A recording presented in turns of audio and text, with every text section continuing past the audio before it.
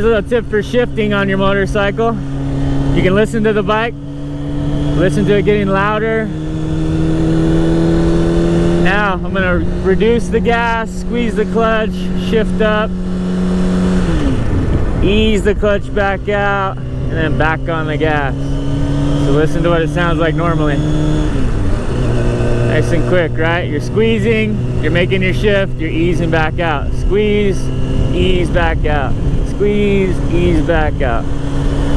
If you're doing upshifts and kind of cruising, you can do that ease back out a little quicker, but you still want to do it smoothly. So like this, right?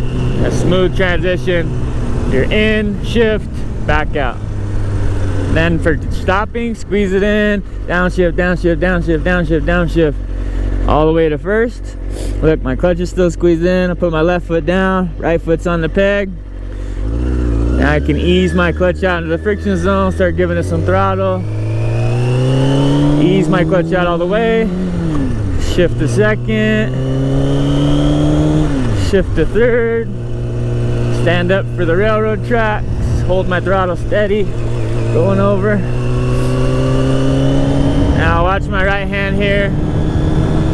I'm not rolling off super aggressive. I'm just smoothly coming off the gas. Squeeze in. And then right back on the gas. So it's kind of hard to see. It's kind of a subtle motion of my knuckles. But I'm just taking some gas away, squeezing into shift, easing it back out, giving it some gas again. So let's see if I can keep the camera on my hands here for you. So my right and left hand are kind of doing this coordinated effort. Off, in, out, on, right? Off, in, out, on. That might be kind of a cool way to think about it. Off the gas, in the clutch, out the clutch, on the gas.